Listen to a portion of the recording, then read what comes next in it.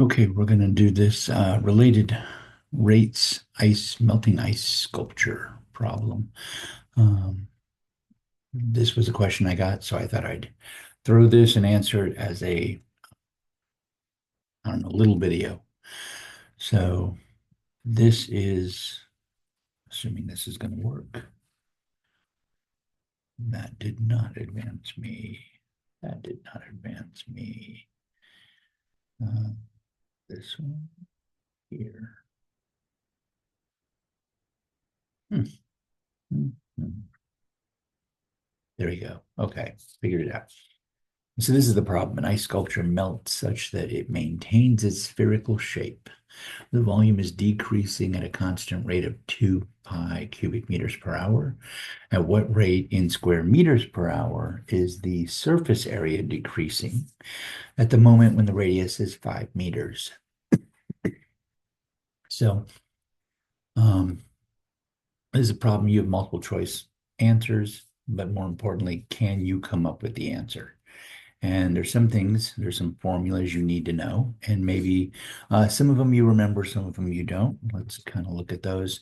So one, we know that the volume is decreasing, so we have a derivative of the volume, um, and we know it's at minus 2 pi meters cubed per hour, cubic meters per hour. So that's given to us in the problem. And we know that we're looking for the decrease of the surface area, the rate at which the surface area is decreasing when the radius is 5 meters. So again, we're looking at the derivative of the surface area at a particular point in time. So some formulas we need to know. We need to know the volume of a sphere, which is 4/3 pi r cubed. And we need to know the surface area of a cube, or of a, I said cube, of a sphere. Volume of a sphere, and we need to know the surface area of a sphere, which the surface area is 4 pi r squared. So we're given the rate that the volume is decreasing, so the derivative of the volume, which was minus 2 pi, and we need to find the derivative of the surface area when it's 5. So we'll take those formulas and we're going to differentiate both of them. So first, and I know we know what dV is, but let's solve dV. So the derivative of the volume. So we do the derivative of the volume, and that comes out to be 4 pi r squared. Uh, this is all with respect to time. So now we have the derivative of the radius with respect to time. And we do the same with the surface area. And I think most of these you guys can do. So the derivative of the surface area, which was 4 pi r squared, becomes 8 pi r derivative of r with respect to t.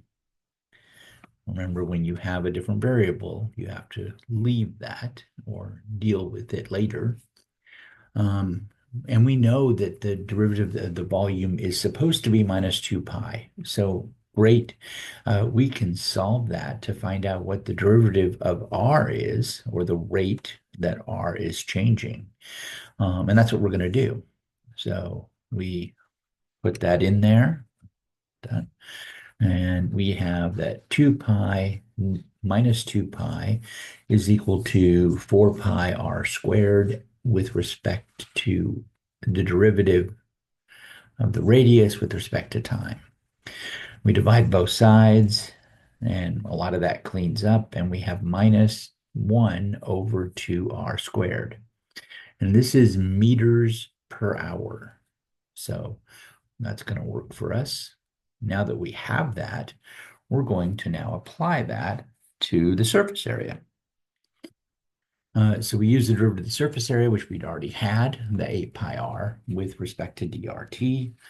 We're going to substitute in both the r equals 5 and the dr dt, which is equal to minus 1 over 2r squared. We plug those in. I'm not going to plug in the r first. I could, and it totally works, except I just have big numbers. And those of you that have worked with me know I don't like big numbers. I'm going to keep them small if I can. or leave it as variable till the very end. And that's what I do here. So 8 pi r times negative 1 over 2 pi 2r squared. So my r from the top cancels and 1 from the bottom cancels. And 2 goes into 2 once, 2 goes into 8 uh, 4 times. So I have minus 4 pi over r. I'm now going to replace that r, so my numbers aren't big. And I have 5. So I have minus 4 pi fifths. So the derivative of my surface area is minus 4 pi fifths meters squared per hour. Surface area, or we could say the surface area is decreasing at 4 pi fifths meters squared per hour when r is 5. Volume is decreasing, so the radius is decreasing. Radius is decreasing, so the surface area is decreasing. All right, I hope that helps, and keep practicing.